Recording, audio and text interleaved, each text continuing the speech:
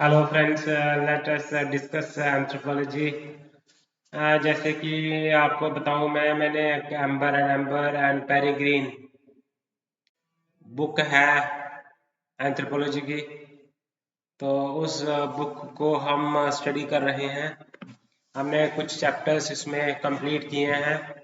तो हम आगे और इसमें आगे डिस्कस करते हैं क्या है एम्बर में। तो एक चैप्टर नया पकड़ते हैं। ओके। तो एक एक चैप्टर को हमने पढ़ना पड़ेगा। ओके। तो कैसे हम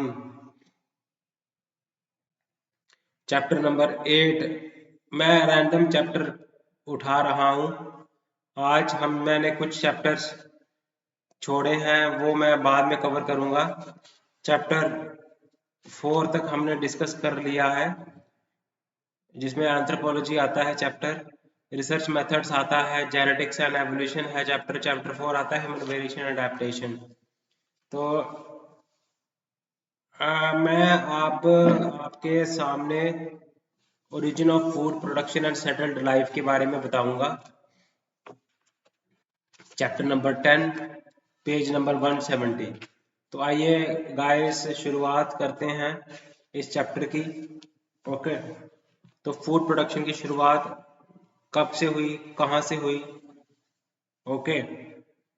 तो सो फर्स्ट जो फूड प्रोडक्शन थी, सबसे पहले हुआ क्या कि अपर पैलोलिथिक पीरियड जब खत्म हुआ, तो उस समय तक जो लोग थे वो अपना खाना हंटिंग गैदरिंग से करते थे। मैमूथ्स थे, बाइसन थे, कैटल्स थे।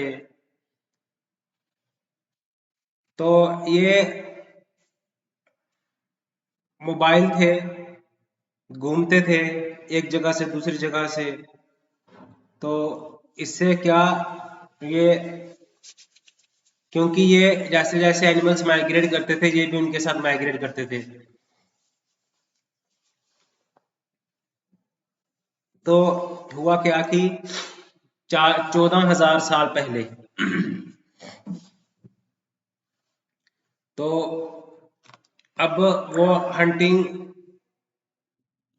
नहीं छोड़ दिया उन्होंने, और वो फूड रिसोर्सेस जैसे fish, shell fish, wild plants के ऊपर डिपेंडेंट करने लगे। ओके। तो यूरोप और नियर ईस्ट में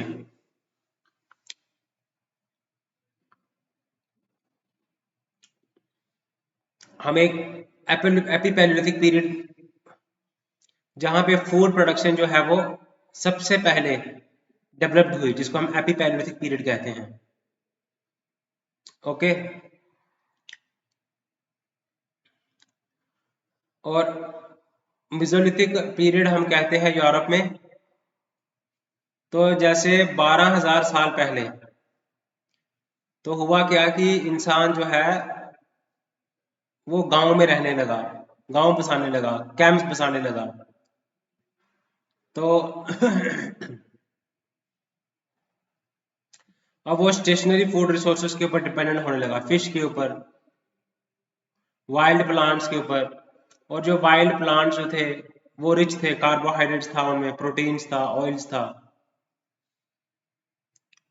आर्चेक पीरियड क्या बोलते हैं? तो आर्चेक पीरियड हम न्यू वर्ल्ड में बोलते हैं, जो कि फूड की शुरुआत हुई थी। ओके।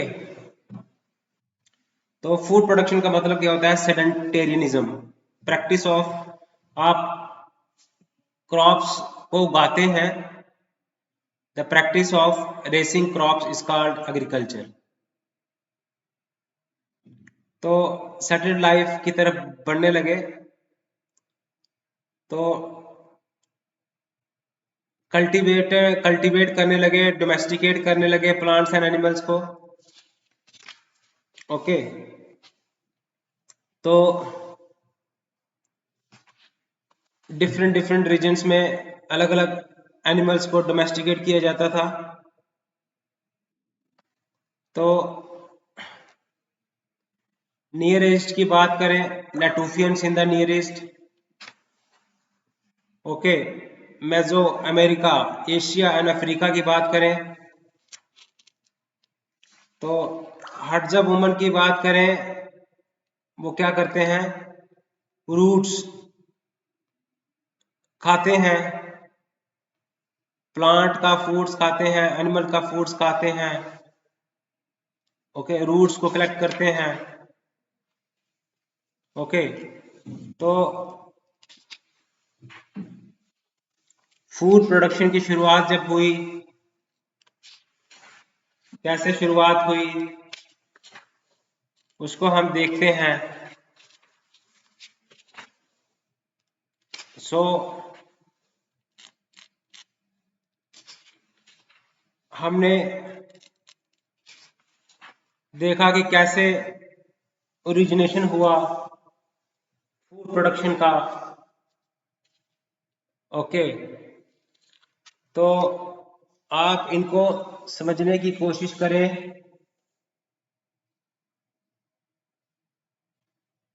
डिफरेंट थ्योरीज हैं फूड प्रोडक्शन की,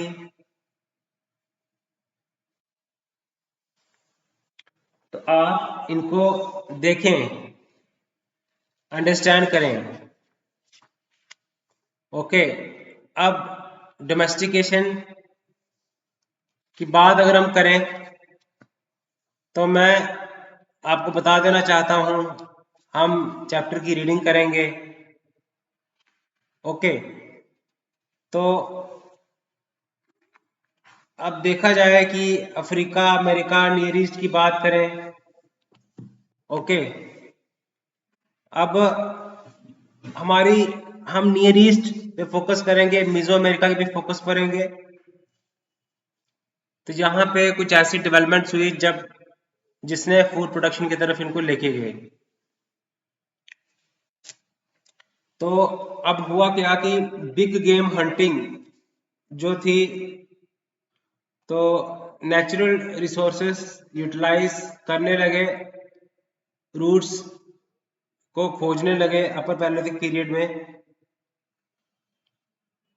तो बहुत रिसोर्सेस के ऊपर डिपेंडेंट थे, फिश हो गया, other water life, sheep, goats, nuts खाते थे, वाइल्ड ग्रेन्स। तो अब स्टेशनरी फूड ये था, वाइल्ड ग्रेन। क्यों एपीपैलेयोलिथिक पीरियड में वो सेडेंटरी लाइफ की तरफ जाने लगे। इवन अगर ट्रैवलर कोई पास करता है तुर्की से या फिर माउंटेन रीजन्स जो है नियर ईस्ट, तो उसको बार्ले और वीट इतना दिखेगा डेंस, ऐसा लगता है कि उनको कल्टीवेशन की है। ओके, तो ये ऐसे, अब एक family of 4 working only the few weeks of the harvest season probably could have reaped more wheat and barley. अगर होता क्या था कि अगर कुछ हार्वेस्टिंग सीजन में अगर वो कुछ हफ्ते काम करते थे और वो इतना फूड इकट्ठा कर लेते थे कि पूरा साल उनका निकल जाता था। ओके, तो अब क्रॉप को ग्रो करना है, उसकी देखभाल करनी है, अब उसको काटना है, तो इसमें टाइम पीरियड तो है लगता है। अब इसी टाइम पीरियड को यूटिलाइज करने के लिए उन्होंने क्या किया, वहां पे ही रहे, सेडेंटरी लाइफस्टाइल उन्होंने अडॉप्ट किया। ओके, तो अब स्टोन के जो इक्विपमेंट थे जिससे वो ग्राइंड करते थे, वो भी हैवी थे, कैरी करने में दिक्कत होती थी। ओके, तो रोस्ट करते थे, बॉईल करते थे। कुछ हार्वेस्ट जो है वो सप्लाई जो है पूरे साल तक उनको मिलती रहे, वो करते थे। उन्होंने स्टोरेज पिट्स बनाई होती थी, ठीक है। तो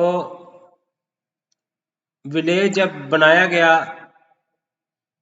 तो पीपल जो है अब अनविलिंग थे उसको छोड़ने के लिए। ओके, तो 11,000 ईयर्स अगो नेटूफियंस, वो लोग जो कि इज़राइल और जॉर्डन के इलाके में रहते थे, तो केव्स में रहते थे, रॉक शेल्टर्स में रहते थे। माउंट कार्मल एक जगह है इज़राइल में, वहां पे गांव बनाए उन्होंने। ओके, तो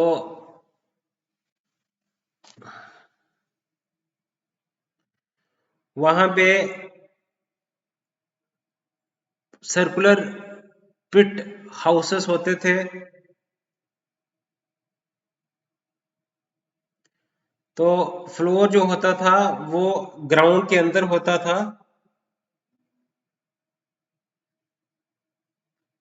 ताकि हाउस का वॉल जो है वो अर्थ का बना हो। कुछ हिस्सा जमीन के अंदर होता था, कुछ पिट हाउसेस जिनको बोलते हैं। तो हीट वो रिटेन कर लेता था। ओके, तो वो एग्रीकल्चर करते थे, केव में रहते थे। पैलेयोलिथिक लाइफ पता चलती है केव के अंदर। एपी पैलेयोलिथिक पीपल सेडेंटरी लाइफ थे, अपने घर भी तो बनाया करते थे वो। ओके, नटूफियन नियर ईस्ट की बात करें। ओके, तो अब मिजोअमेरिका। A similar shift towards more broad spectrum hunting and gathering occurred in the New World at the end of the Paleo-Indian period, about 10,000 years ago. Agriculture की शुरुआत 12,000 साल पहले, 14,000 साल पहले या 10,000 साल पहले हुई है। ओके, क्लाइमेट चेंज भी हुआ इसमें। ओके, तो ग्लेशियर आइस जो थी वो पिघलने लगी और क्लाइमेट वार्म हो गया, ड्राई हो गया। ओके, तो मैमूथ जो थे, राइनोसोर्स जो थे, मास्टोडोन जो थे, जायंट ग्राउंड स्लोथ जो थे, smaller game animals such as the horse all went extinct in a relatively short period of time। और ये जो बड़े बड़े मैमूथ्स थे, मैस मैस्टोडोन जो थे, राइनोसोर्स जो थे ये, और स्मॉल गेम हंटिंग हॉर्स, ये सारे। और क्या हुआ कि शिफ्ट हो गया डीर की तरफ, बाइसन की तरफ, स्मॉल मैमल्स की तरफ। ओके, तो फॉरेस्ट एरिया बढ़ने लगा। एक्से एडजे फर्स्ट अपीयर हुए। इसको मेसोलिथिक पीरियड भी कहते हैं, यहाँ पे पैलेयोलिथिक पीरियड भी कहते हैं। ओके, तो प्लांट्स और एनिमल्स के ऊपर वो रिलाई करने लगे। तो हाईलैंड मिजोअमेरिका, इन हाईलैंड मिजोअमेरिका जिसको हम बोलते हैं Mexico region, central and southern Mexico, तो वहां पे भी क्या हुआ, हर जगह क्लाइमेट चेंज होने लगा। तो वो रिसोर्सेस के लिए मैमूथ जो बड़े बड़े जानवर थे वो एक्सटिंक्ट होने लगे, तो छोटे जानवर ही रह गए। डीर हो गया, हॉर्स हो गया, बाइसन हो गया, एंटीलोप हो गया, स्मॉल मैमल्स हो गए। तो इन्हीं की वो हंटिंग करते थे, एनिमल्स डोमेस्टिकेशन करते थे।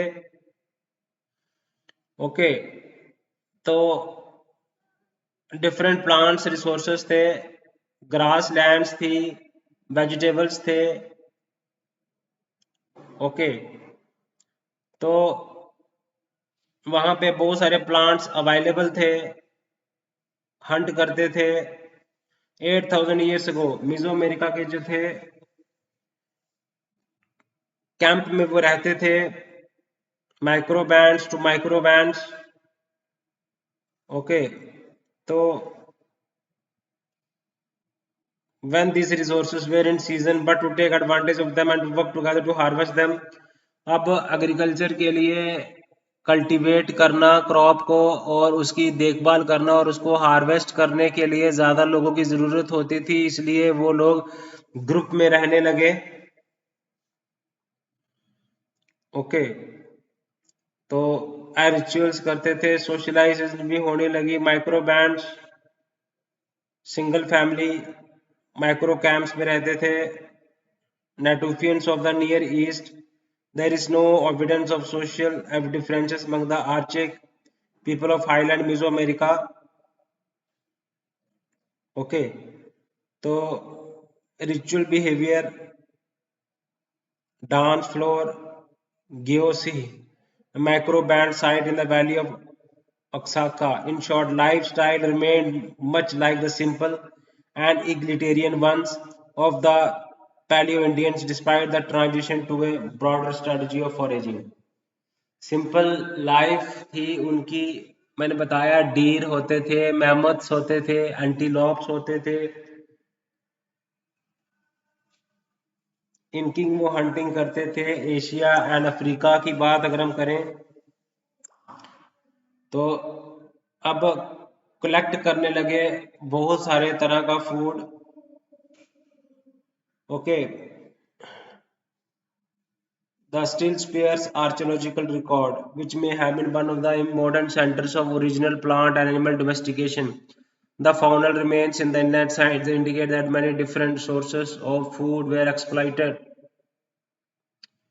from the base camp। तो क्या करते थे, फूड को कलेक्ट करते थे।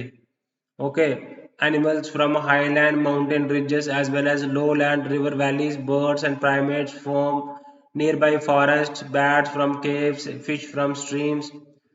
ओके, बहुत सारी फिश जो थी, शेल फिश जो थी कलेक्ट की गई। एनिमल्स थे, wild cattle, deer, rhinoceros were hunted. The pre agricultural developments in south east Asia, तो चेंज हो रहा था। तो प्री एग्रीकल्चरल सोसाइटी आ गई, मॉइस्चर आ गया, हाई सी लेवल था उस टाइम पे। द प्री एग्रीकल्चरल पीरियड की बात हो रही है। वार्म क्लाइमेट था, वेट एनवायरनमेंट था, लेक्स, रिवर्स, फिश होती थी उसमें, उसी को वो खाते थे।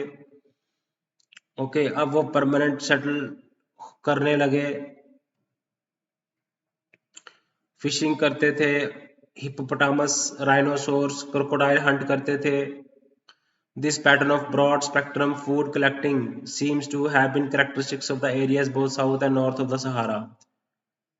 Sedentarianism, Dakhlesh oasis in the western desert of Egypt। तो 10,000 साल पहले ही ये आए हैं। ओके, सर्कुलर स्टोन के हट्स होते थे, स्टोन के हट्स होते थे। ओके,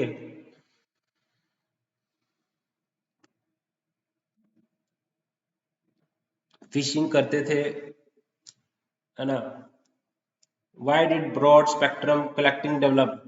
तो pre-agricultural switch to broad spectrum collecting was fairly common throughout the world। Climate change was probably responsible था, exploitation हो रही थी resources की।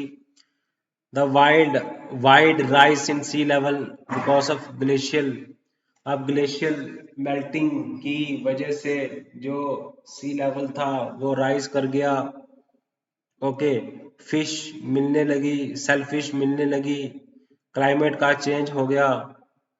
तो बिग है ना, तो तो मैमोथ्स ओवरकिल किया, उन्होंने ओवरकिल किया। Okay, the overkill hypothesis has been questioned on the basis of bird as well as mammal extinctions in the New World,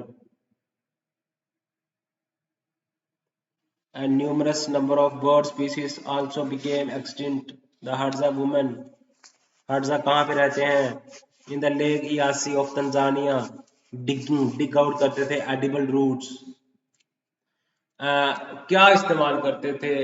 plant foods का इस्तेमाल करते थे, एनिमल फूड्स का इस्तेमाल करते थे, डिग आउट करते थे, एडिबल रूट्स का डिग आउट करते थे, फिशिंग करते थे। ओके, तो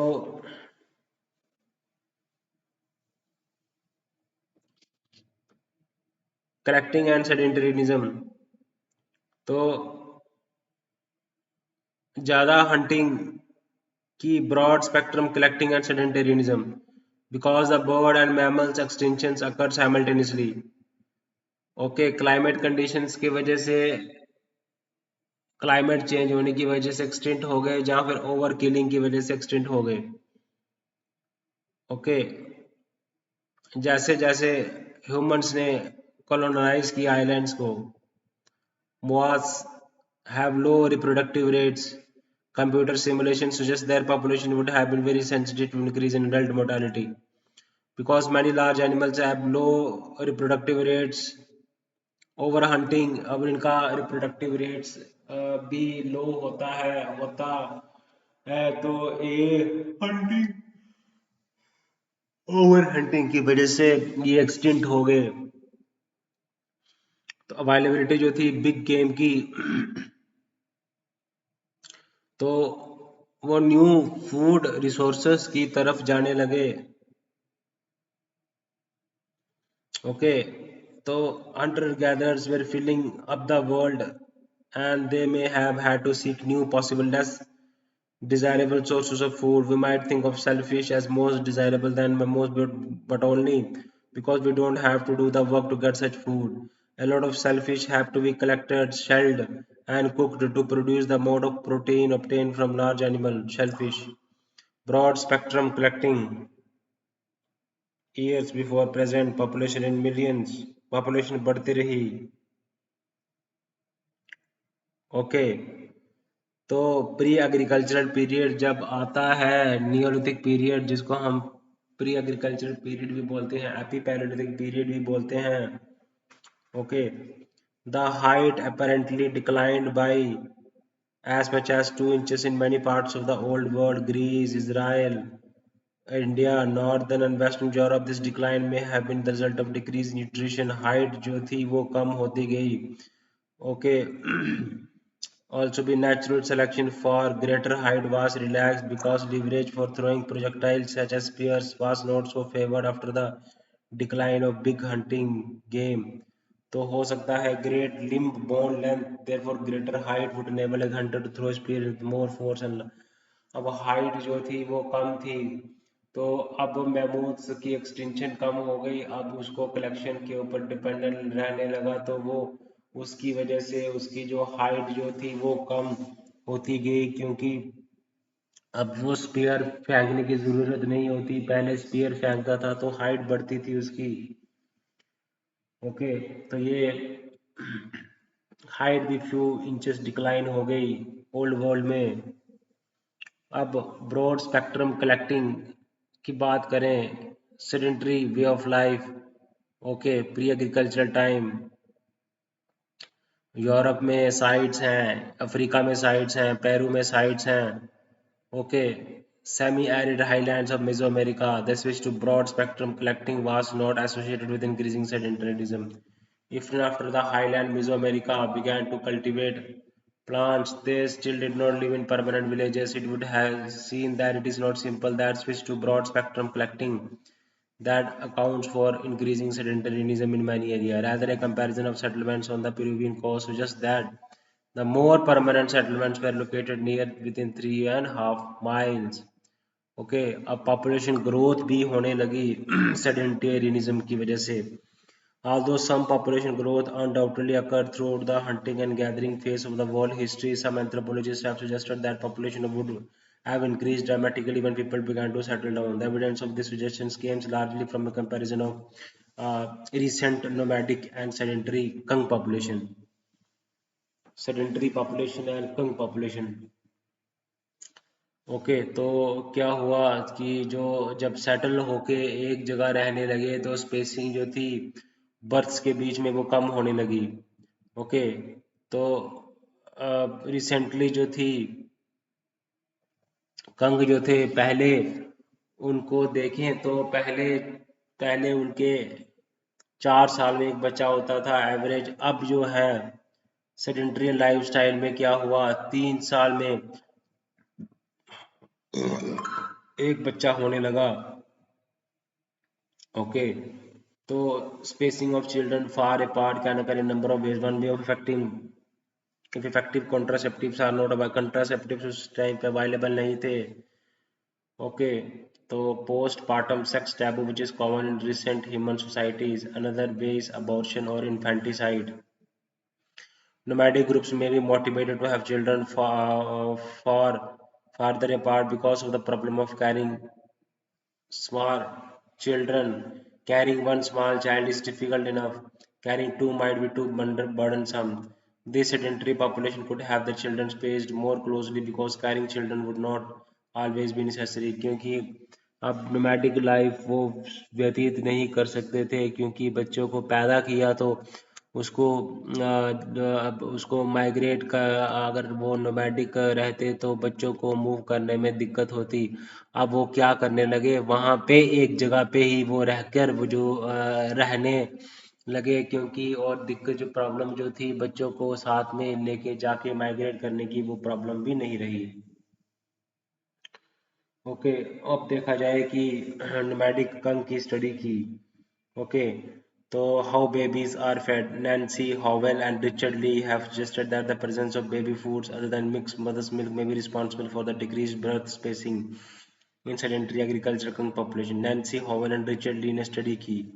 Okay, it is no longer a mother nurses her baby without supplementary foods, the longer it is likely to be before she starts ovulating again. Nomadic Kung women have little to give their babies in the way of soft, digestible food, and the babies depend largely on the mother's milk for 2 to 3 years. But sedentary Kung mothers can give their babies soft food such as cereals made from cultivating grain and milk from domesticating animals. Such changes in feeding practices so feeding practices may shorten birth spacing by shortening the interval between birth and the resumption of ovulation. Ovulation जो है वो उसमें time कम होने लगा क्योंकि जो animals जो domestication करते थे उसका दूध उसको मिलने लगा. पहले मदर्स का ही मिल्क उसको अवेलेबल होता था. उसके बाद जो ग्रेन्स जो सीरियल्स हैं वो भी सॉफ्ट फूड थे सीरियल्स वो भी उसको अवेलेबल होने लगा. ओके तो अब अब जो सेडेंटरी कंग वुमन ज़्यादा फैटी टिश्यूज थे than a nomadic Kung woman who walks many miles daily to gather wild plant foods often carrying a child with her. The sedentary Kung woman might resume ovulating sooner after the birth of a baby as so ovulating जल्दी हो जाती थी so for that reason alone may be likely. Okay तो group of Kung women heading out to collect plant वो जाते हैं plant foods लेते हैं. On some days women will walk several miles to find the plant they want to harvest. Spacing births an average of 4 years apart helps to ensure that women will not have to carry more than one children at a time. इसलिए उसको बच्चे को एक ही बच्चे को उसको उठा के चलना होता था. वो कलेक्टिंग का काम वो करती थी. सो why women who have little body fat in our own society long distance runners little fat होते हैं long distance gymnasts बनते हैं ballet dancers बनते हैं. तो वो ओवुलेट नहीं करते रेगुलरली, वो ओवुलेट नहीं करते। रेगुलेट नहीं कर, लॉन्ग डिस्टेंस सिलेंडर्स जो होते हैं वो ओवुलेट ओवुलेट नहीं करते रेगुलरली। ओके। तो अब न्यूलिथिक पीरियड की माइक्रोलिथिक टेक्नोलॉजी टेक्नोलॉजी जो थी प्री एग्रीकल्चरल, तो अपर पैरेलिथिक पीरियड से इतना डिफरेंस नहीं था। तो smaller and lighter tools, smaller tools हो गए, लाइटर टूल्स की तरफ जाने लगे। Microlithic small blade half an inch to 2 inches long, जो ब्लेड जो होते थे वो हाफ इंच के या हाफ टू 2 इंचेस लॉन्ग होते थे। ओके, लेट अपर पैरेलिथिक टाइम में बने। तो in place of one piece flint, the pre-agricultural people microliths too small to be used one at a time, could be fitted into bones or wood to form arrows बनाते थे, harpoons बनाते थे, digger sickles। okay, several microlithics into groove into wooden और wooden handle microlithics tool, छोटे छोटे tool, smaller और lighter tools बनने लगे। ओके, तो माइक्रोलिथिक टेक्नोलॉजी थी। तो सिक्कल कैसे बनाते थे? सिक्कल बनाई जाती थी माइक्रोलिथ से। माइक्रोलिथ से सिकल जो है वो उस टाइम पे सिकल होती थी माइक्रो बोन्स के साथ, वो क्या करते थे, टूल्स जो थे वो उसके साथ करते थे अटैच, और उसको सिकल का काम वो इससे करते थे। तो डोमेस्टिकेशन जो है इन the near east, just domestication near east में, मीजो अमेरिका में और एल्सवेयर इन द वर्ल्ड की अगर हम डोमेस्टिकेशन की बात करें, वाइल्ड जो थी long, okay, then seed heads of wild wheat होती थी, एक वाइल्ड वीट होती थी और एक, ओके, और ये वाइल्ड वीट कैसे बनी होगी? खुद ही नेचर में प्लांट्स उगने शुरू हो गए थे पहले ही। तो ये प्लांट्स भी उगते थे, राइस, वीट। तो ये वाइल्ड प्लांट्स होते थे, वाइल्ड वीट। तो वो जाके जंगलों में जाते थे और उसको कलेक्ट करके लाते थे। आगे समझ बाद में। तो आप देखिए न्यूलिथिक पीरियड, तो news old new storage, okay, जहाँ पे डोमेस्टिकेशन भी होती थी। Okay, earliest evidence of domestication comes from the near east about 8000 BCE। तो हम बात कर रहे हैं 12,000 BC से लेके 10,000 BC तक, 8,000 BC तक। तो जब एग्रीकल्चर की भी शुरुआत हो गई थी, एग्रीकल्चर की भी शुरुआत हो गई थी उस टाइम पे, एग्रीकल्चर की भी शुरुआत जो है वो हो गई थी उस टाइम पे। ओके गाइस, एग्रीकल्चर की शुरुआत वो उस टाइम पे हो गई थी। तो फूड प्रोडक्शन की ओरिजिनेशन की बात हम कर रहे थे। तो क्या करता था इंसान पुराने टाइम में, एंशियंट टाइम में? तो पहले तो वो हंटिंग गैदरिंग करता था। क्लाइमेट जब चेंज हुआ तो मैमोथ्स जो थे, बड़े बड़े बिग गेम हंटिंग थी, वो एक्सटिंक्ट होने लगे। राइनोसोर्स, हिपोपोटामस एक्सटिंक्ट होने लगे, मैमोथ्स एक्सटिंक्ट होने लगे। फिर वो क्या किया उसने, क्लाइमेट वार्म हो गया तो सी लेवल बढ़ने लगा, रिवर का लेवल भी बढ़ने लगा, तो फिश की अवेलेबिलिटी बढ़ने लगी। वो रिवर्स के किनारे में रहने लगा तो फिश को खाने लगा, और वो जंगलों में जाता था और ढूंढ के लाता था, एडिबल रूट्स ढूंढ के लाता था। और वो रिच होते थे प्रोटीन्स में, कार्बोहाइड्रेट्स में। और जब वो कल्टीवेशन करता था वाइल्ड वाइल्ड राइस की, तो उसको ये था कि अब उसको नोमैटिक लाइफ नहीं, नोमैटिक, अब उसको ये था कि नोमैटिक लाइफ उसको नहीं लेनी है। अब उसको उसने सेडेंट्री लाइफ स्टाइल को अडॉप्ट करना शुरू कर दिया, क्योंकि अब जैसे कोई क्रोप उसने उगाना शुरू किया, तो क्रोप का क्या किया होगा उसने, क्रॉप को उगाना शुरू किया होगा उसने। तो क्रॉप का मतलब क्या था, उसको उसको जब उसकी परवरिश करनी है, उसकी देखभाल करनी है या फिर उसकी हार्वेस्ट करनी है, तो एक से हार्वेस्ट नहीं होती थी, तो वो कैंप्स में रहने लगे, ग्रुप बना के वो रहने लगे, ताकि हार्वेस्टिंग वो कलेक्टिव वे में कर सकें। और साथ में आप देखेंगे कि जो डोमेस्टिकेशन हुई थी नेटोफियन रीजन जो इज़राइल है आज का, है ना, तो वहाँ पे आप शुरुआत हुई थी एग्रीकल्चर की आज से कोई 12,000 साल पहले, 12,000 BCE में शुरुआत होती है। ओके, तो हम देखते हैं कि उन्होंने एग्रीकल्चर भी करना शुरू कर दिया था। एपी पैलेolithic पीरियड आता है उसमें, जब प्री एग्रीकल्चरल पीरियड को हम एपी पैलेolithic पीरियड कहते हैं, और माइक्रोलिथिक पीरियड में टूल्स स्मॉलर हो गए और शार्पर टूल्स हो जाते हैं, बना दिए गए, और उसको अटैच कर दिया जाता था वुडन हैंडल के साथ या फिर आयरन बोन के हैंडल के साथ, और उसका एज ए टूल वो इस्तेमाल किया जाता था। तो अब इससे क्या हुआ, जब नोमैडिक लाइफ नहीं रही, तो सेडेंट्री लाइफ में आप बच्चे ज़्यादा होंगे या कम होंगे, मेरे को बताओ।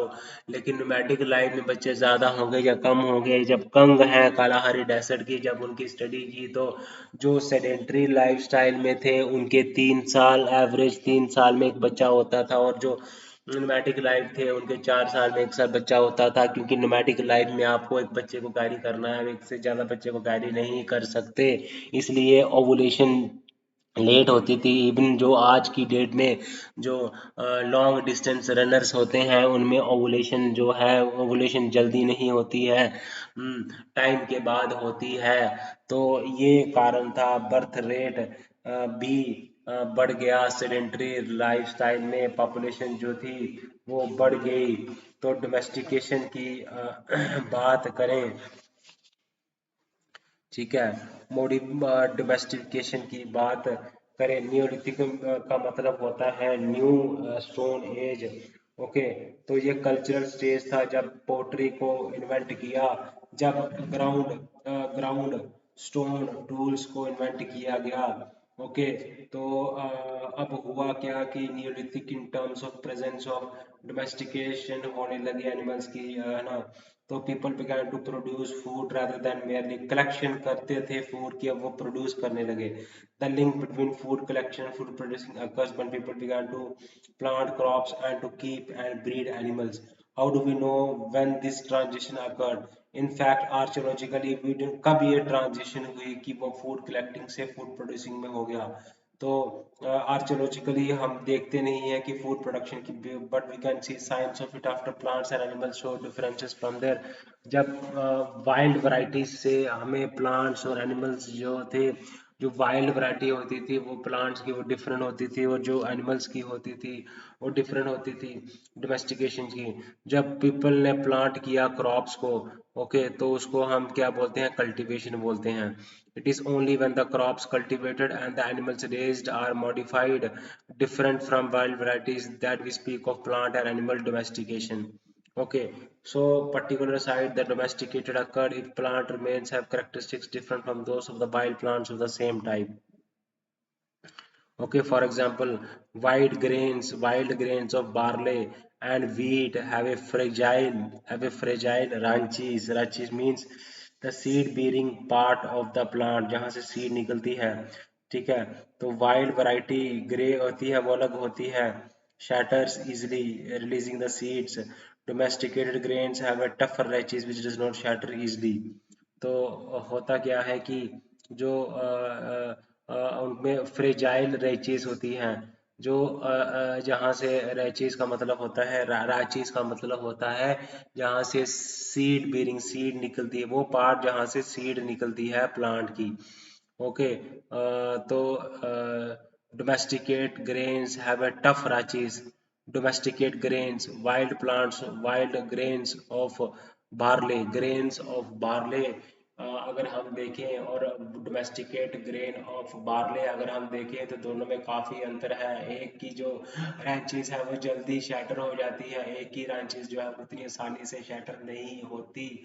ओके, तो अब देखा जाए कि रैचेशन, अब जो बार्ले है, जो ग्रेन्स ऑफ बार्ले हैं उसको हम देखेंगे। ओके तो डिफरेंट थे।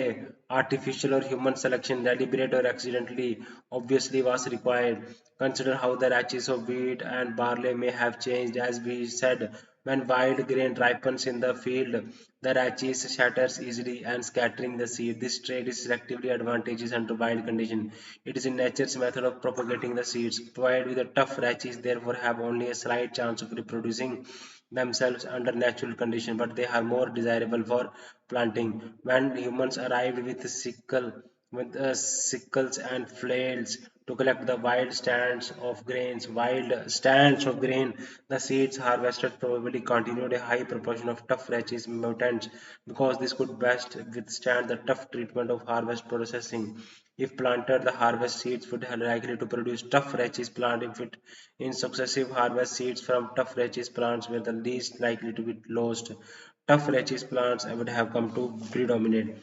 Domestication of species also different from the bribe. For example, the horned wild goat in the near seas are shaped differently from those of domesticated gold.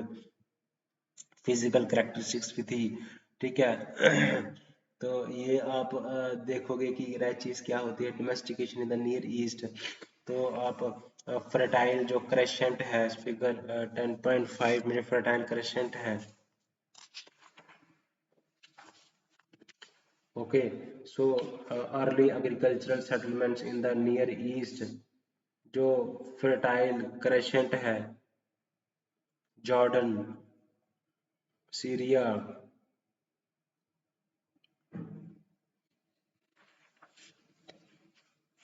Okay, obsidian, volcanic grass that can be used to make mirrors or sharp-edged weapons.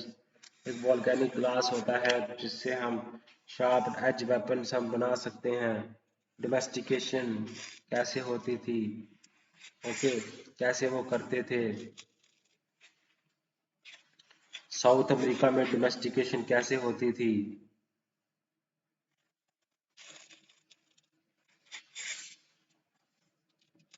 Okay, तो consequences क्या था, food production की वजह से क्या हुआ, वो आपने देखना है, अंडरस्टैंड करना है। ओके तो हम देखेंगे कि कैसे,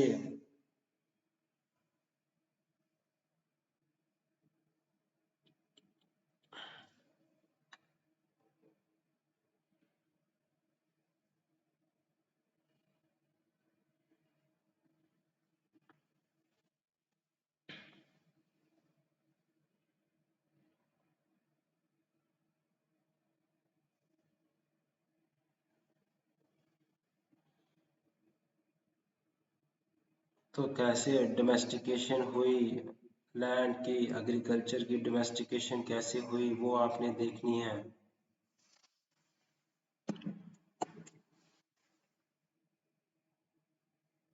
तो अगर हम देखें कि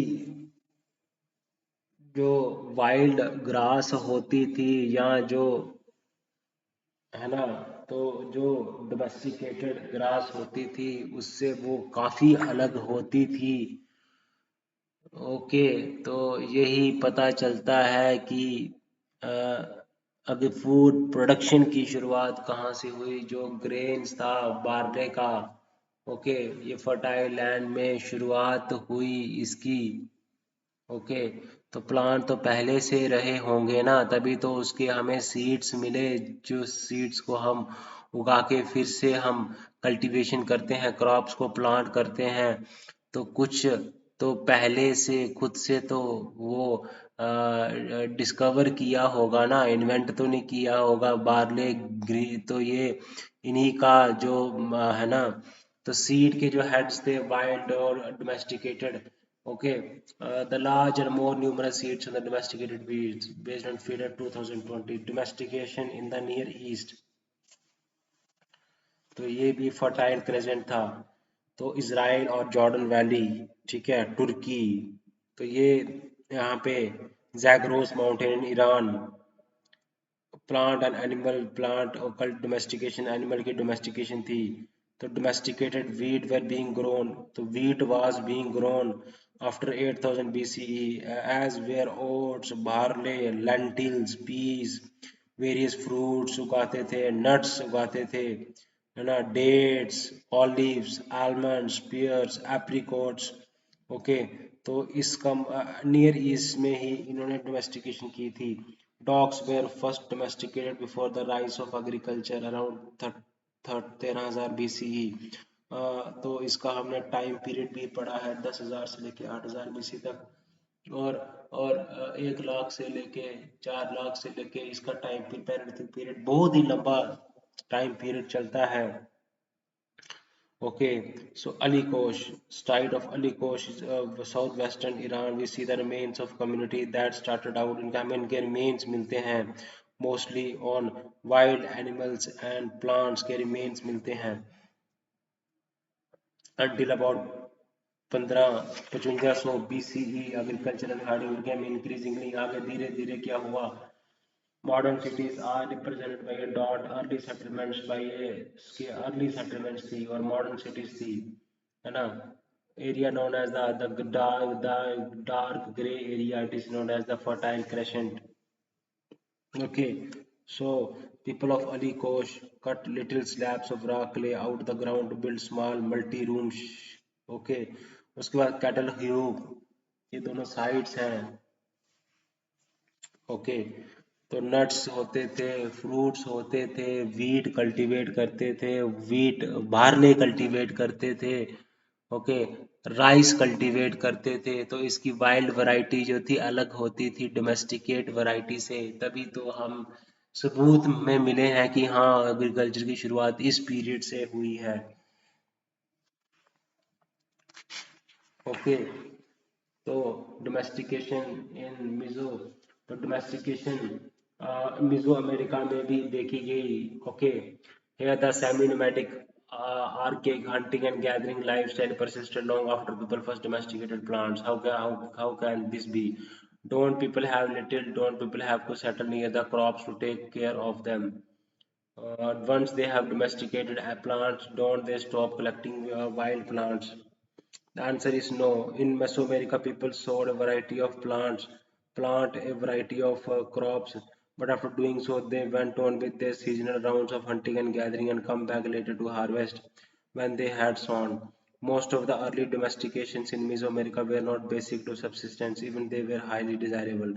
Domestication may have been a way for archaic people to make desirable plants more common in the environment.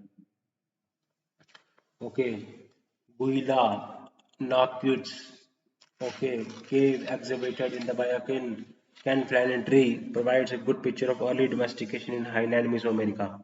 Guila, Knockwoods,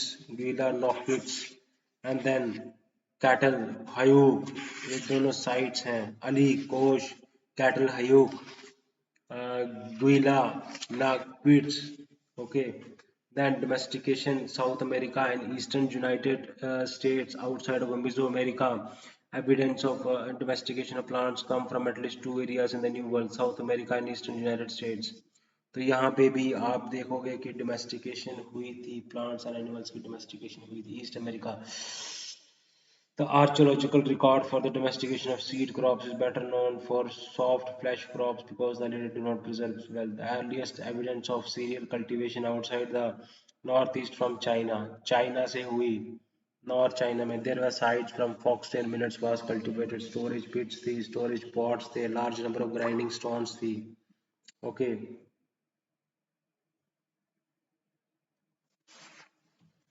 तो banana and taro may have been first domesticated in New Guinea.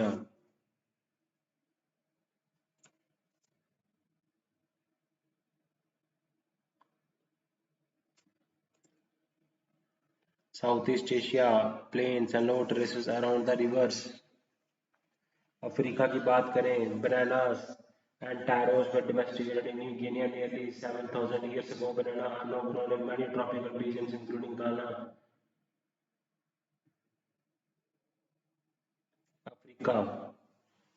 So, were first in Africa, were also cultivated. Most of the early domesticated probably occurred in the wild. Broad belt, why did food production develop? Why did evaluate theories for what food production develop? Evaluate theories for. So we know that economic transformation occurred in widespread area of the world.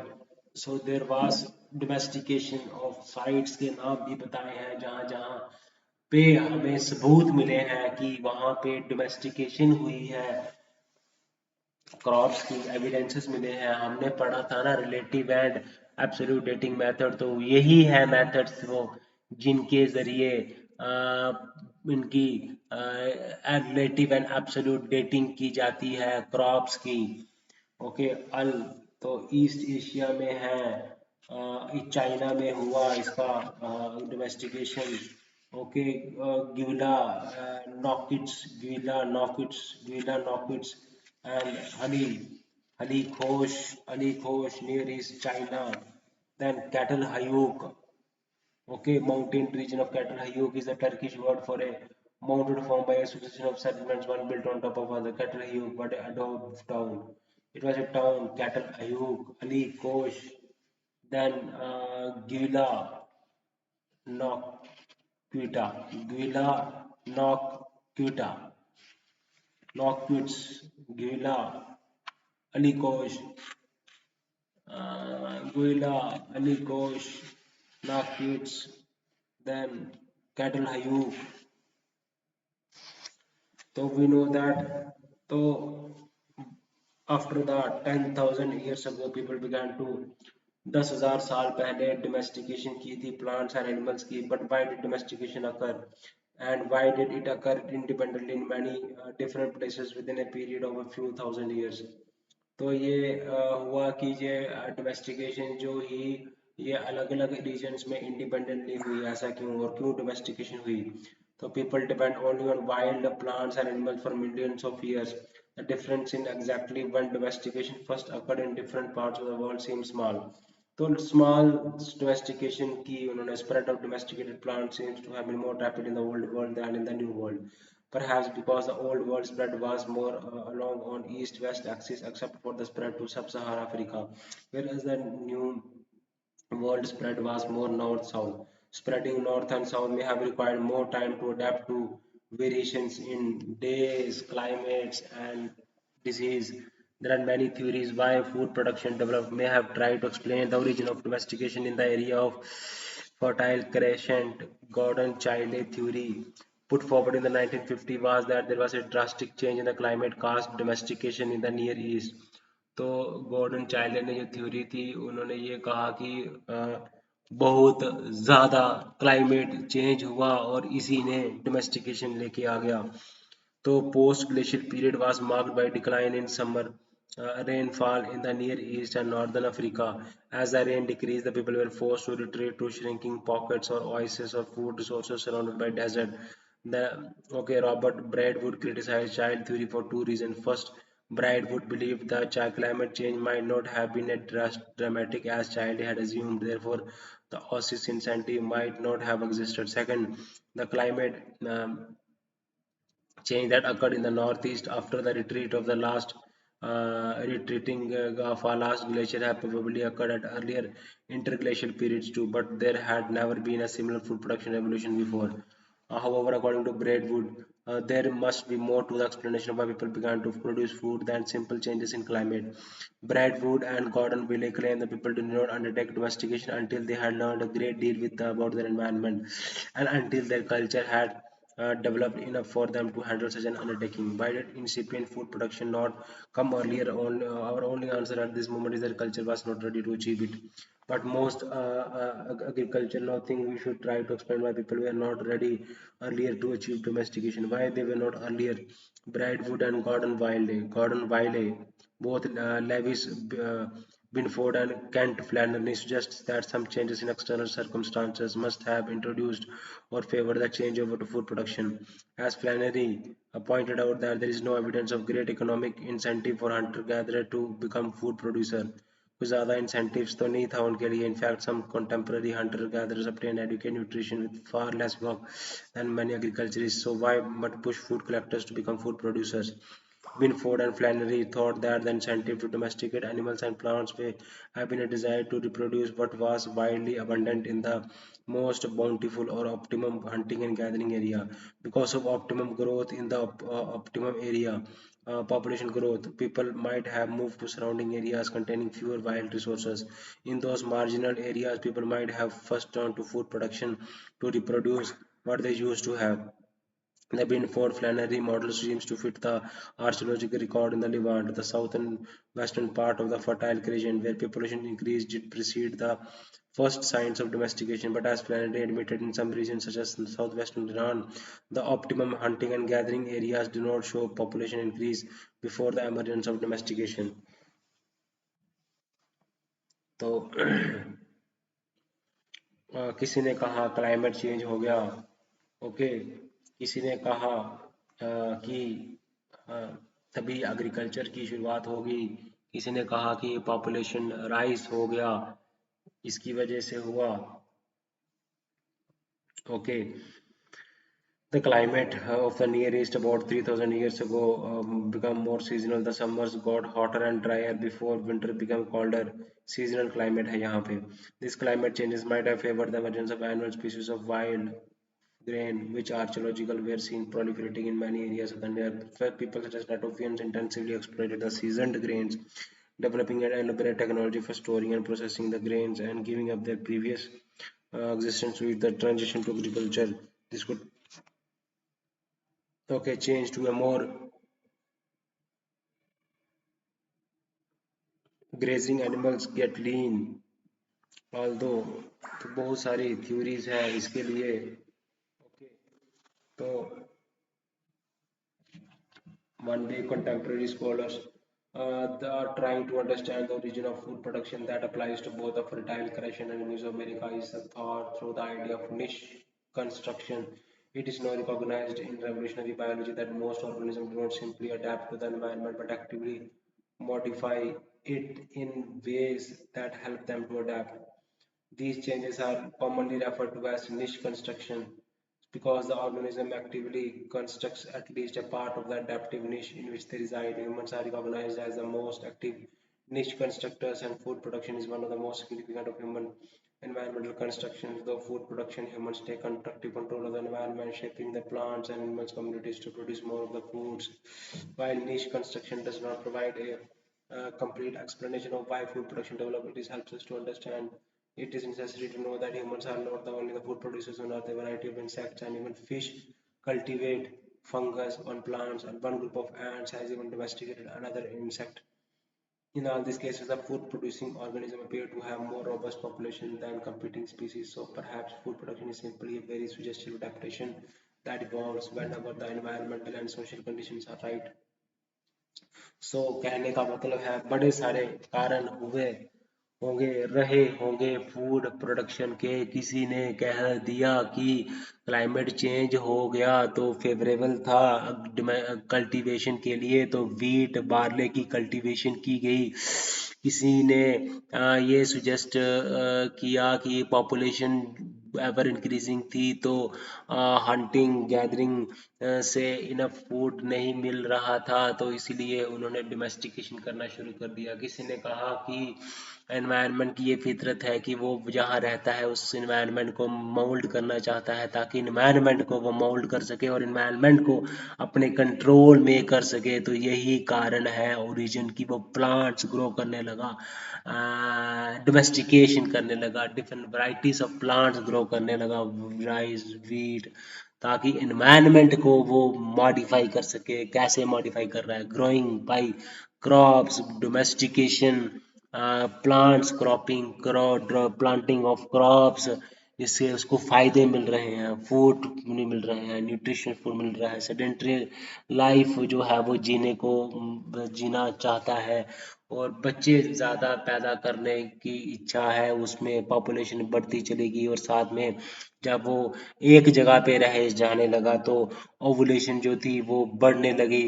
Okay, females में तो females would give birth to more babies, and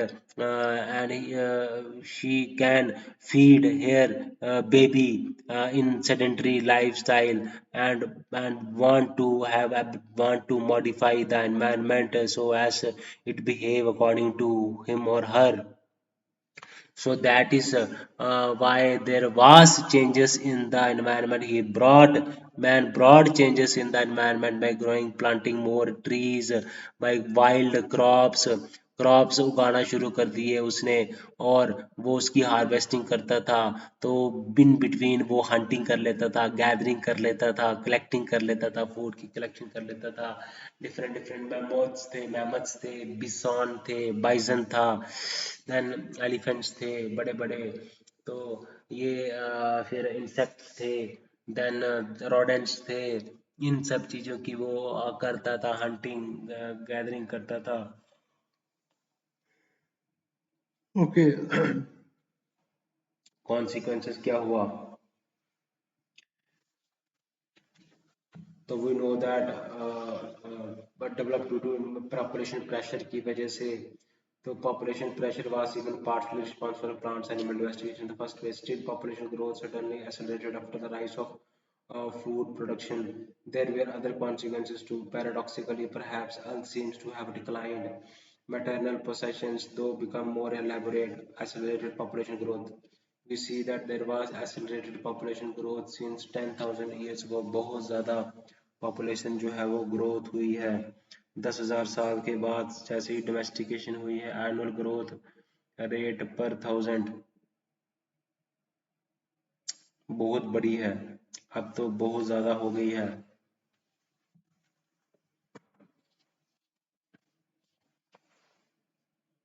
billions में।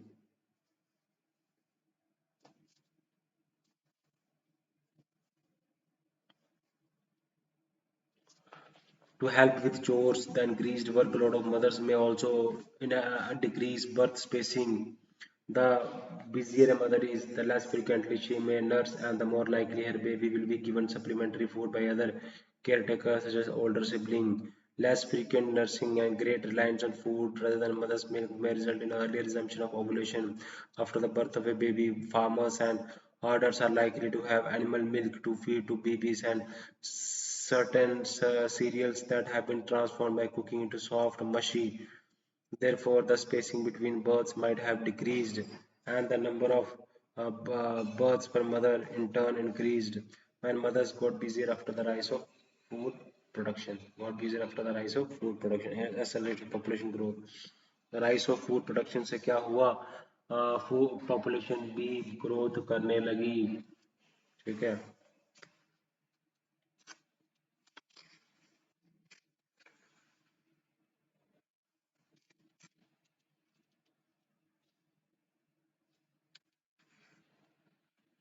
तो आप, the earliest evidence of domestication comes from Near East at about 8000 BC.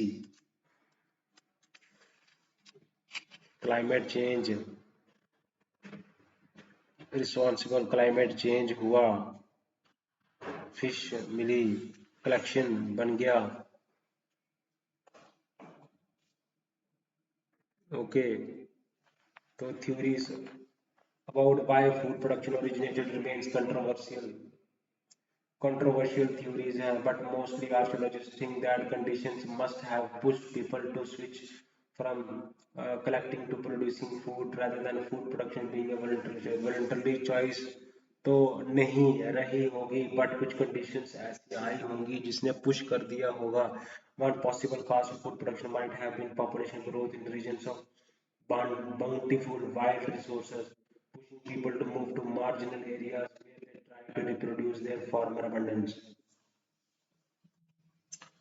तो wild resources जहाँ पे थे हो सकता है कि हुआ क्या हुआ फूड प्रोडक्शन का कारण कि पॉपुलेशन ग्रोथ हुई होगी। कहाँ पे पॉपुलेशन ग्रोथ हुई होगी? पॉपुलेशन ग्रोथ बोलते हैं population growth by factors might cost to people work harder to get food. What factors? Wow might people have domesticated sheep goats and cattle? Why? तो क्यों हुई? ओके। तो बाउंटीफुल जहाँ पे वाइल्ड रिसोर्सेस थे वहाँ पे वो करने लगा, पॉपुलेशन ग्रोथ हुई, फिर वो दूसरे एरियाज में चलने गए। तो अबंडेंस में उनको वाड़े करने के लिए ये फूड प्रोडक्शन की शुरुआत की। वाइल्ड वाइल्ड रिसोर्सेस थे bountiful. Marginal areas where they try to reproduce there, कहाँ पे पॉपुलेशन बढ़ती गई, ये एक थ्योरीज है। तो another cause of food production was hotter and drier summer. Dry summer dry होती थी और कोल्डर विंटर होते थे। तो sedentarism near seasonal stands of wild grain resulting population growth might have forced people to plant crops and raise animals to support themselves. However, climate change or population pressure apparently did not lead to domestication. Climate change होना, population pressure होना, Mesoamerica, but humans in that area seem to have actively turned to domestication to obtain more of the most desired or useful plant species. Useful plant species होने लगे। तो consequences क्या हुआ, food production क्यों develop हुआ? तो regardless of why food production originated, it seems to have important consequences for human life. Plants and animal domestication lead to substantial increase in population. The greater reliance on agriculture lead to increase in sedentarism in many areas. People that relied heavily on agriculture were less healthy compared with earlier foraging population. In more permanent villages, houses and furnishes become more elaborate. People began to make textiles and to paint pottery. Long distance trade seems to increase and political assemblies formed. तो बहुत सारे कारण हुए food production के rise होने के, food production जो है वो डेवलप होने के बहुत सारे कारण रहे थे, डिफरेंट रहे थे।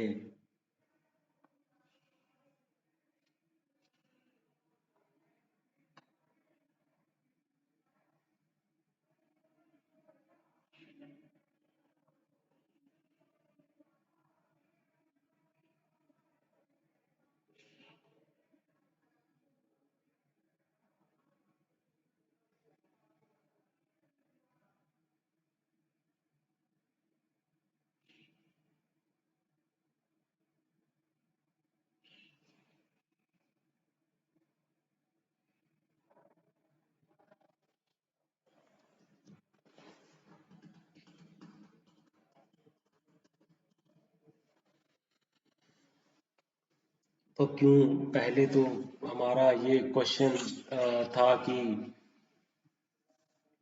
ओके, कि अब देखा जाए तो कहाँ कहाँ शुरुआत हुई डोमेस्टिकेशन की, फूड की, रूट्स उसने पैदा किया, कलेक्ट किए, fish, shell fish, then barley, rice, then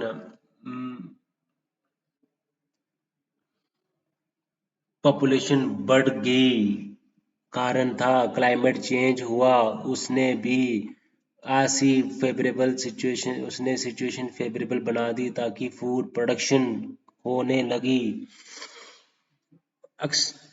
resources जो थे वो क्लाइमेट चेंज के साथ बिग गेम हंटिंग जो थे वो एक्सटिंक्ट होने लगे। तो उसको डिपेंड रहने पड़ा वाइल्ड प्लांट्स के ऊपर, collection of wild plants and roots. तो क्या हुआ, पॉपुलेशन फिर बढ़ गई, पॉपुलेशन बढ़ गई, साथ में पॉपुलेशन भी बढ़ गई, और क्या हुआ,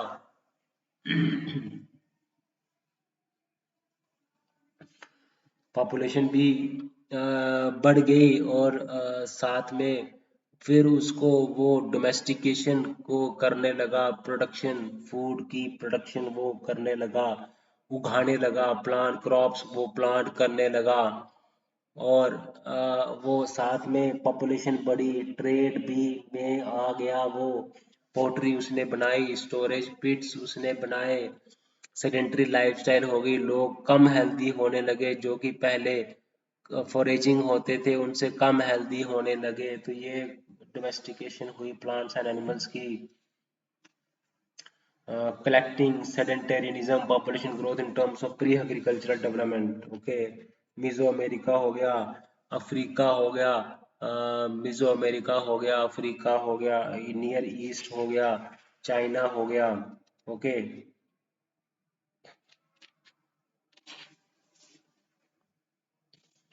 तो ये कारण क्या थे? Rise of food production, why food production develop, क्यों हुई डेवलप, ये भी मैंने बताया आपको। पॉपुलेशन प्रेशर, है ना।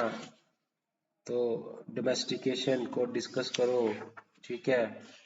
तो देखा जाए ओरिजिनेशन, ये चैप्टर हमने 10 कंप्लीट कर दिया, जिसका था चैप्टर का नाम origin of food production and settled life. कब ओरिजिनेशन हुआ फूड प्रोडक्शन का और कब सेटल्ड लाइफ की शुरुआत हो गई। बहुत ज़्यादा नॉलेज मैंने आपको दे दी है। अब हम आगे वीडियो में इसको और आगे हम डिस्कस करते हैं।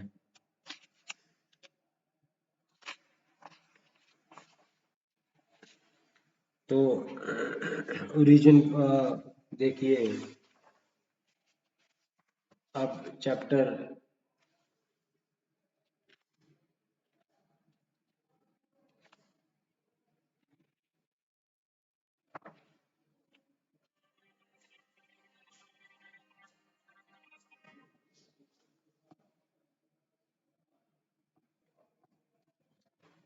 तो ये इसका कारण था ओरिजिनेशन होना, फूड प्रोडक्शन का ओरिजिनेशन होना, इसी को समझना, देखना, अंडरस्टैंड करना, ठीक है। तो आप देखिए, जब हम पढ़ते हैं एंथ्रोपोलॉजी, तो आपको समझने की बात है कि ये कैसे हुआ, इसका ओरिजिनेशन कैसे हुआ, food production, elaboration of material possession. तो कॉन्सिक्वेंसेस कैसे हुआ, राइज ऑफ फूड प्रोडक्शन। तो कॉन्सिक्वेंसेस क्या था, फूड प्रोडक्शन का कॉन्सिक्वेंसेस क्या था, एक्सेलरेटेड पॉपुलेशन ग्रोथ कैसे हुई।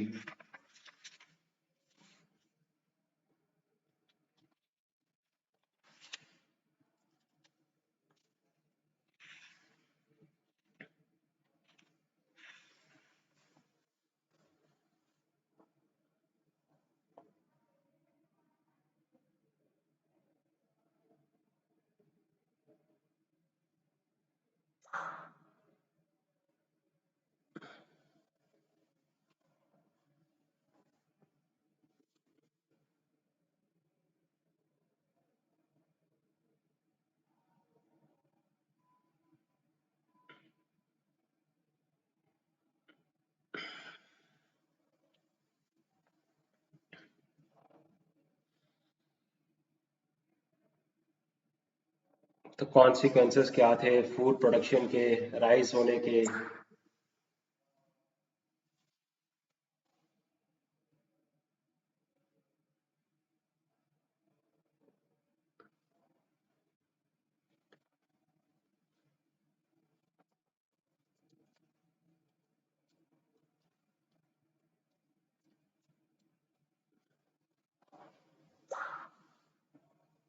देन उसके बाद हम ओरिजिनेशन करते हैं। तो फ्री ऑफ माइंड में आप अपने माइंड पे फोकस करो कि आप क्या करने वाले थे। तो ये देखिए, आप स्टडी करिए ओरिजिनेशन कैसे हो गया फूड प्रोडक्शन का, कैसे वो वाइल्ड ग्रास को उगाने लगा और उसके बाद वाइल्ड ग्रास डोमेस्टिकेशन करने लगा, क्रॉप्स की, वीट उगाने लगा, बार्ले उगाने लगा। उसके बाद डोमेस्टिकेशन करने लगा, एनिमल्स की हंटिंग कर रहा था, गैदरिंग कर रहा था, क्योंकि क्लाइमेट चेंज हो गया, क्लाइमेट वार्म हो गया, है ना। और क्लाइमेट वार्म हो गया तो जो मैमथ्स थे वो एक्सटिंक्ट हो गए। अब फूड की स्कैरसिटी हो गई। तो अब वो इलाकों में वाइल्ड रूट्स पे डिपेंडेंट करता था, वो खाता था। उसके बाद वाइल्ड रूट्स को जब उसने देखा कि इसको मैं खुद उगाऊंगा, तो मैं ज़्यादा प्रोडक्शन कर सकता हूँ। तो उसने फिर वाइल्ड जो राइस थी उसकी वो सीड्स उगाई, प्लांट की, क्रॉप्स उसने प्लांट किया, फिर उसके बाद हार्वेस्ट की। तो लाइफ इससे क्या होगी, पहले वो नोमैडिक लाइफ था, पहले वो जैसे एनिमल्स माइग्रेट करते थे तो वो एनिमल्स के साथ माइग्रेट करता था, क्योंकि उनकी हंटिंग करनी होती थी, और हंटिंग करता था। और जैसे फूड प्रोडक्शन की पॉपुलेशन ग्रोथ भी होने लगी, क्लाइमेट चेंज हुआ, तो वो डोमेस्टिकेशन की तरफ आकर्षित होने लगा। तो साइट्स के नाम भी बताए हैं, पढ़ने क्यों नहीं है, पढ़ने हैं आपने, क्या जरूरत है इसको करने की। तो गुइला ना ना क्विट्सा है ना, कैटल हयूक है, कैटल हयूक है, और उसके बाद अली कोश है, कैटल हयूक है, और गुइला नॉकविट्स है, गीला नॉकविट्स है, गीला नॉकविट्स है, गीला नॉकविट्स है, गीला नॉकविट्स है, गीला नॉकविट्स है। तो इसी के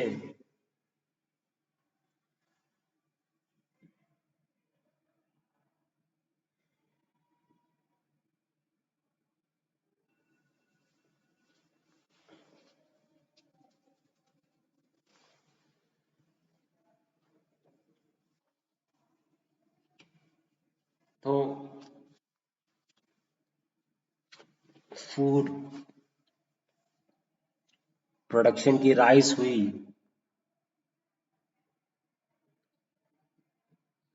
the food consequences of the rise of food production, then population growth was accelerated.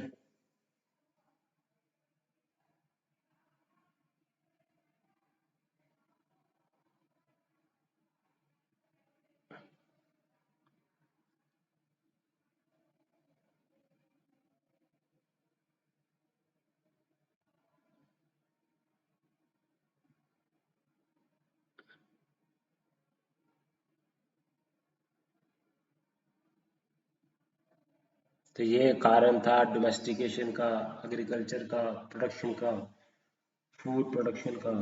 तो कॉन्सिक्वेंसेस क्या थे फूड प्रोडक्शन के, एक्सेलरेटेड पॉपुलेशन ग्रोथ कैसे हो गई।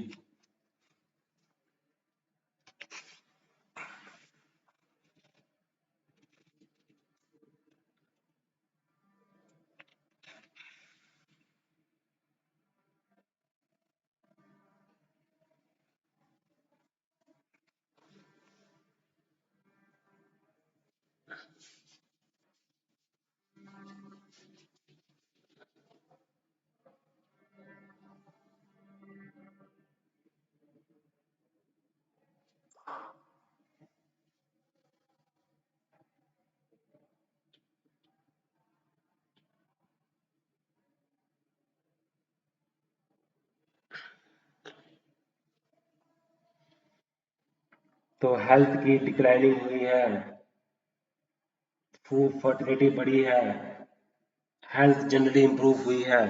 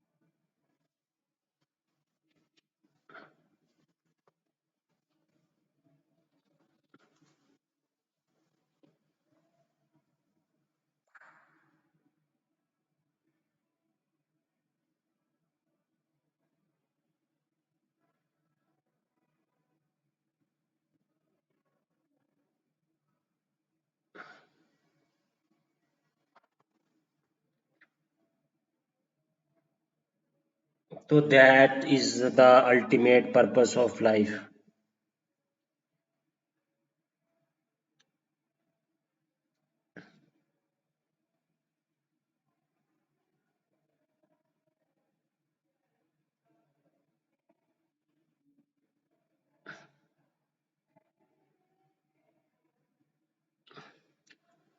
So that is the gift of the ultimate food production and settled life.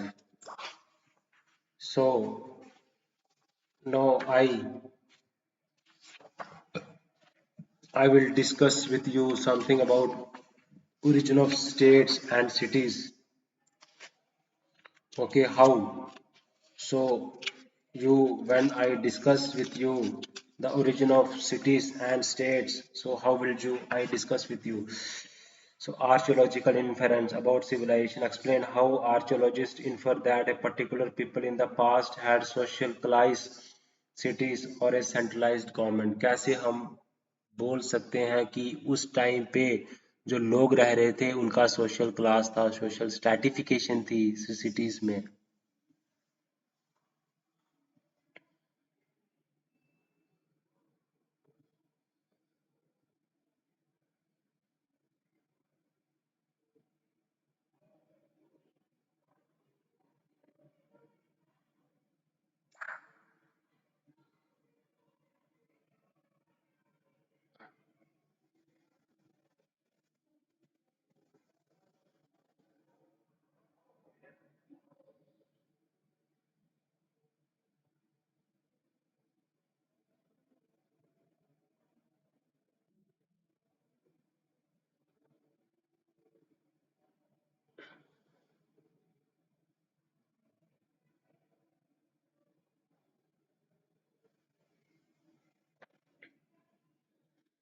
Archaeologists, rather than historians, have studied the most ancient civilization because these civilizations advent before the advent of writing. Archaeologists generally assume that burials finds reflecting inequality in death, reflecting inequality in life, at least in status and perhaps also in wealth and power. When archaeologists find other substantial differences, as in house size and furnishing, they confirm that society had different socioeconomic classes of people. Archaeologists do not always agree on how a state should be defined, but most seem to agree that hierarchical and centralized decision making that affects a substantial population is a key criteria. Most states have cities with public buildings, full-time craft and religious specialists, official art style, and hierarchical social structure topped by elite class from which the leaders are drawn. Most states maintain power with a monopoly on the use of force. The state use force or the threat of force to tax its population and to draft people for work or war. For work or war. Explain how archaeologists infer that a particular people in the past had social class, cities, or centralized government.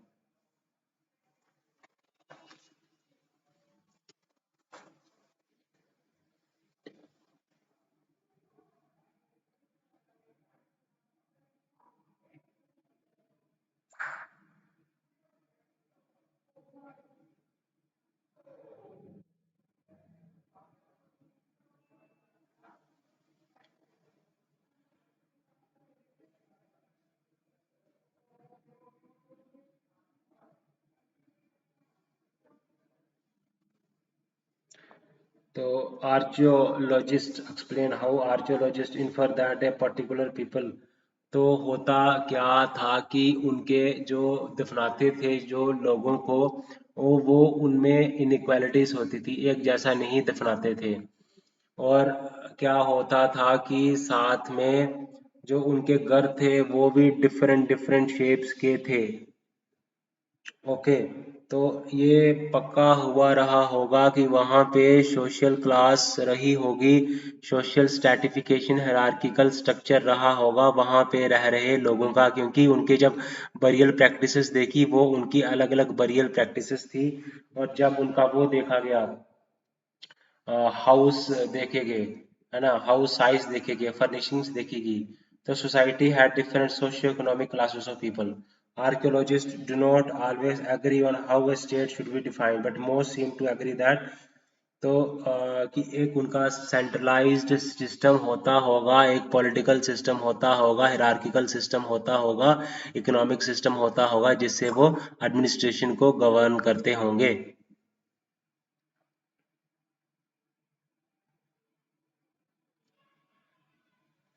तो cities, emergence of cities and states in southern and Iraq. तो early state societies arose in what is known southern Iraq and southwestern Iraq. State societies बनी. Then what happens? Burial sites from the formative era reflect differences in status. Village specialized in the production of particular goods. Temples may have been centers of political and religious authority for several communities. Chiefdoms each have authority over several villages.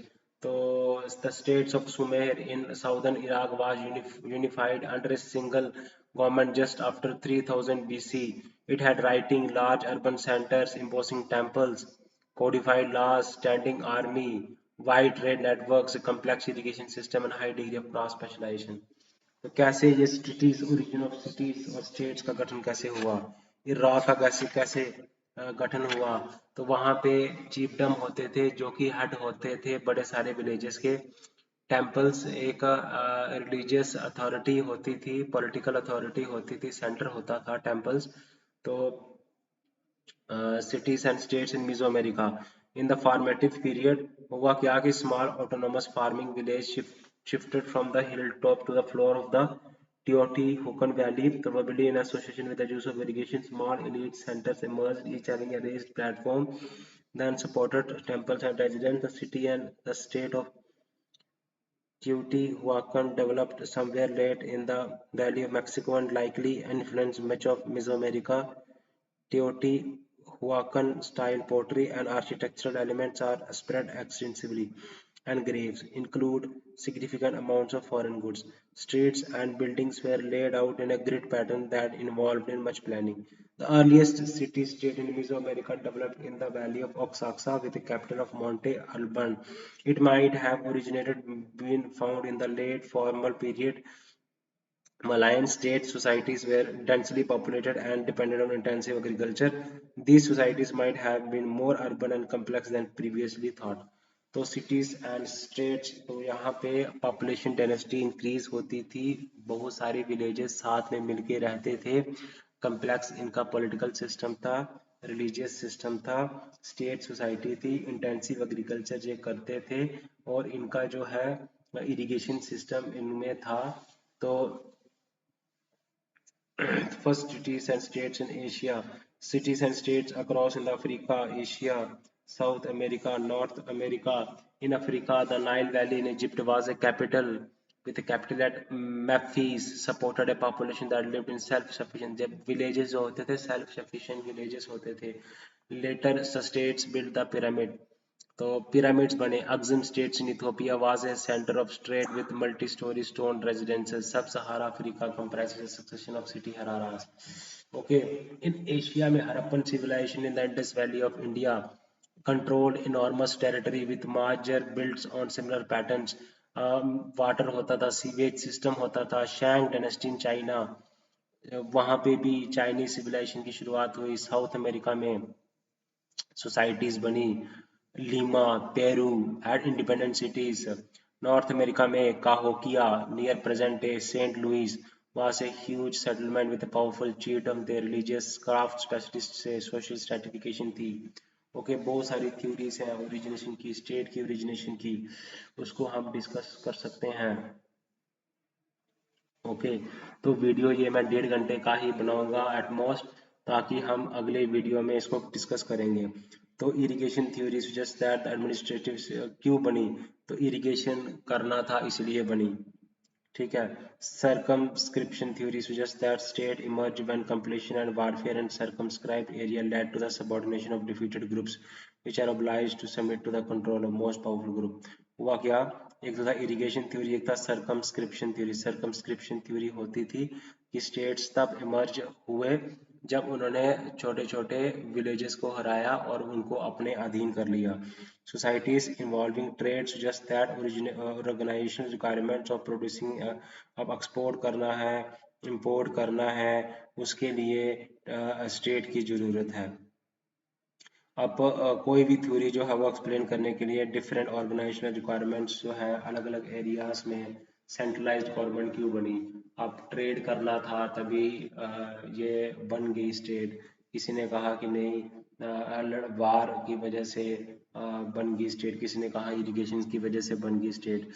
तो state की कौन क्या हुआ, population growth हुई, become centred in cities, more efficient agriculture allows many people to be removed from food production. As a result, art, music, literature, organized religion can develop and flourish. Militaristic expansion and conquest occurs and led white powers over their own populations. An underclass of pure and often an unhealthy people emerges. Epidemic disease and periodic famines affect the population, often resulting from dense populations and issues with the food production.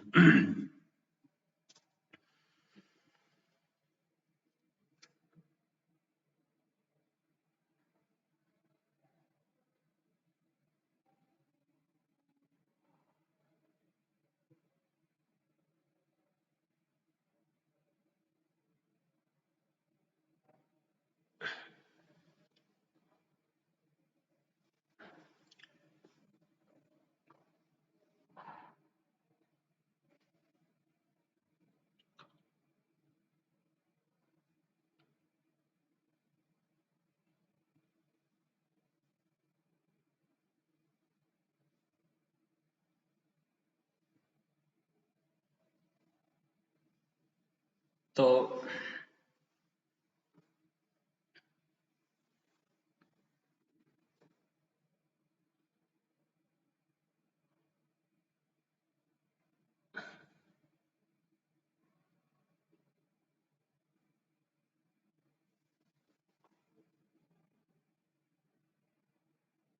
Population grow हुई और concentrated हो गई cities में, more efficient agricultural laws many people to be remove from.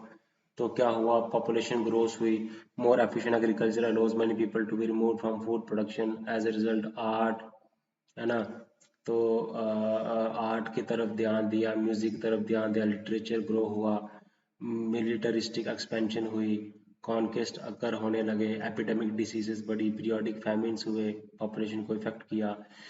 All ancient states collapsed eventually as theories for the origin of state. No single explanation seems to fit all.